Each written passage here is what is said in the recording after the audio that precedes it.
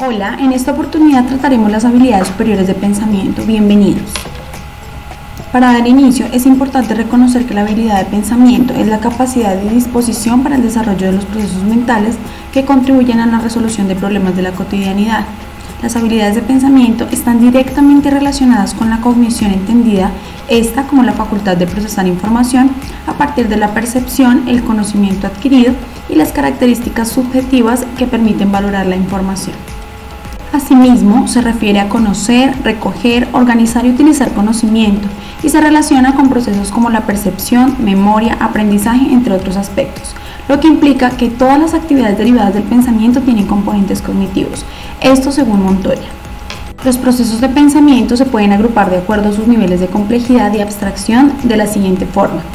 Primero como procesos básicos, es decir, la observación, comparación, clasificación, y también están los procesos integradores como análisis, síntesis y evaluación. Estos procesos son el cimiento sobre los cuales se construyen y organizan el conocimiento y el razonamiento.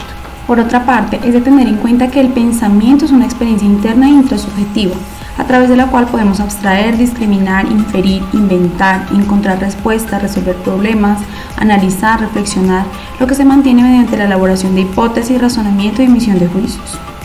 De igual manera se define también como la capacidad de enfrentarse a un problema, conocerlo, resolverlo y anticipar las consecuencias de la conducta sin realizar implicaciones, además de una actividad global de la estructura cognitiva mediante los mecanismos de memoria, atención, procesos de comprensión y aprendizaje. Teniendo claro entonces qué son las habilidades de pensamiento, vamos a hablar de los procesos integradores. Iniciaremos con análisis. El análisis implica el proceso de descomposición mental de todas sus partes o elementos más simples, a fin de conocer su estructura, así como la reproducción de las relaciones de dichas partes en elementos y propiedades. Es la capacidad para distinguir y separar las partes de un todo hasta llegar a conocer sus principios o elementos.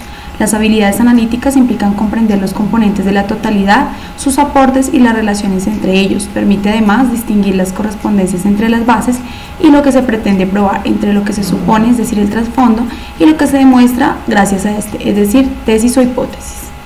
También inducen a distinguir las relaciones entre el hecho y la hipótesis, entre lo relevante y lo irrelevante. Permite la coherencia, el orden, la claridad, la precisión, el rigor lógico y epistémico, la unidad de integración de un conocimiento. Para ello, el estudiante debe identificar los elementos del objeto a analizar, determinar los criterios de descomposición del todo, relacionar dichos elementos y reproducir las relaciones. Las habilidades analíticas tienen como características la aplicación de las reglas de la lógica, la búsqueda de la objetividad, la búsqueda de la coherencia y la cohesión, las actitudes de cuestionamiento, la utilización de vocabulario lógico y preciso para demostrar el óptimo manejo de un análisis conceptual del lenguaje y del conocimiento. Igualmente el uso de los procesos inferenciales, lógicos en la argumentación, la formulación, construcción y reconstrucción de argumentos.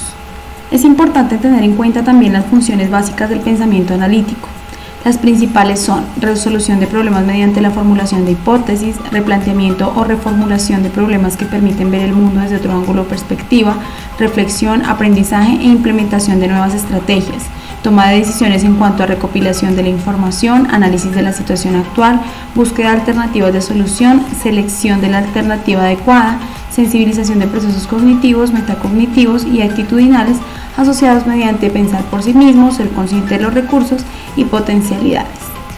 Conciencia del conocimiento, habilidades y aptitudes que se asumen en diferentes situaciones de la vida durante el aprendizaje.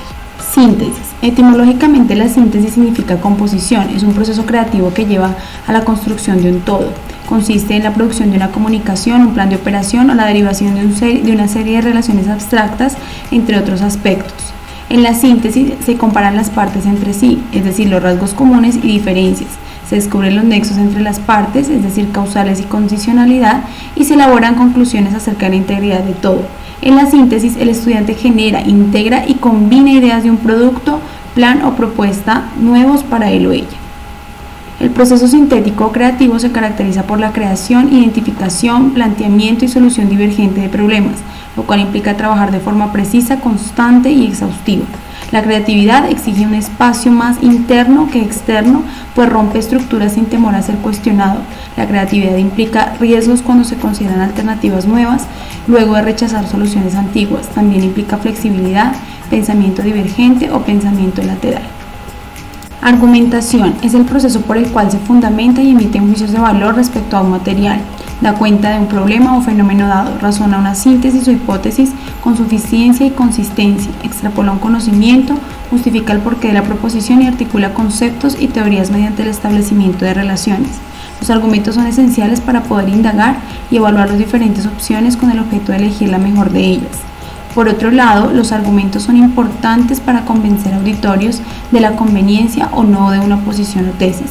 En la argumentación, el estudiante valora, evalúa o critica con base en estándares y criterios específicos.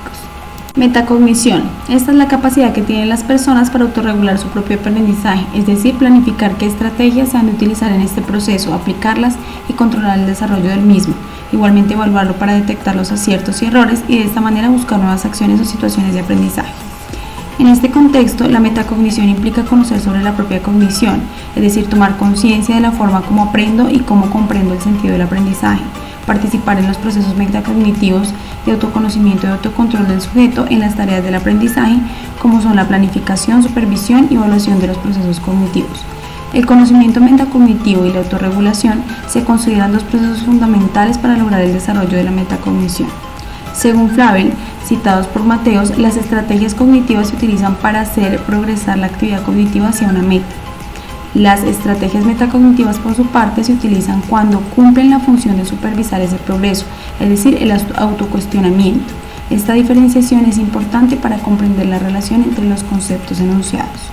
La metacognición se practica al supervisar de manera activa este proceso, el cual se regula a partir de la toma de conciencia de que se tiene más dificultad en aprender algo, comprender que se debe verificar por segunda vez para aceptar un hecho, entre otros. Esto en relación a los objetos y datos cognitivos sobre los que actúa el servicio de alguna meta u objetivo concreto. Las actividades metacognitivas son los mecanismos autorregulatorios que emplea el sujeto que intenta resolver problemas. Mateo subraya que una técnica se convierte en una estrategia metacognitiva al tener conocimiento de cuándo, dónde y cómo utilizarlo. Por lo anterior, se afirma que la autoconciencia es prerequisito de la autorregulación, por ello hay que tenerla en cuenta para lograr aprendizajes significativos. La metacognición se potencia con la edad y con la experiencia, ya que con el tiempo el individuo logra un mayor control sobre sus propios procesos cognitivos.